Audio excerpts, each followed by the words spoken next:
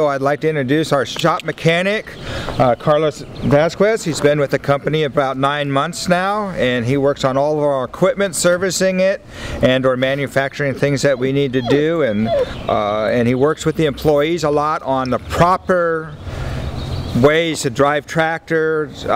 Gives them a lot of safety tips, and I appreciate that very, very much. I went to school here in St. Helena, and I pretty much been working on equipment here in the valley, winery equipment and irrigation, and pretty much been here all my life in this valley. And so now I'm here with Mike, helping him out with his equipment.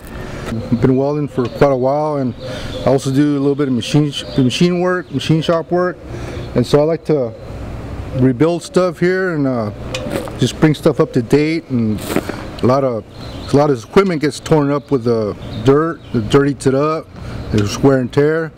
And so I like to, when something comes in from the field that's broken, I like to talk to the equipment operators and see what the problem is, why it's breaking, you know, so we can take care of that problem and so it doesn't occur again. It's a great relationship to have a in-house mechanic, so to speak, or one who can manufacture things, because there are situations in the field where we need to retrofit or fix something right away, and it's just a quick phone call to Carlos. Hey, we got the situation. He could bring the service truck on out, as long as he knows what he needs to do ahead of time, of course, but he can bring that service truck out and get it done. So we are hopefully saving the client money because it's in-house. You know, for this, especially like servicing all the wind machines and the pump stations that we have, we can do it right here in-house, and then Carlos can go out and check on them and run them periodically every couple of weeks or 3 weeks before frost season and during frost season. So we know they're ready to go when we have that emergency phone call that we've got a frost situation in a very cold morning.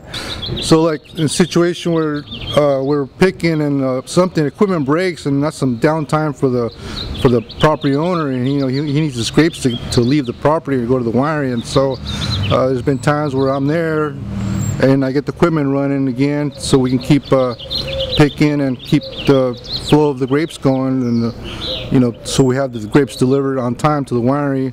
The other thing I would like to mention too is that we had an opportunity, especially with Carlos coming on board, to rent out a lot of equipment this past year for other vineyard managers or property owners that don't have a spreader for putting out compost, for example, or needs a forklift for a couple of days. We can rent them a forklift, or we've had some people come in and want to rent a disc and a ring roller, which is fine because we just worked that out. So with that, we had a kind of agreements with the people that came in and rented equipment. Then they would bring it back, check it out, make sure everything was okay, sign off on it, and some of them were coming back 2 or 3 times. So that was a very good benefit for the company, is to have this equipment available that we can rent out for those clients that or other vineyard managers or property owners that don't want to have that big expense of a $20,000 compost spreader, for example, or a $20,000 forklift, and they only need it for a couple of days.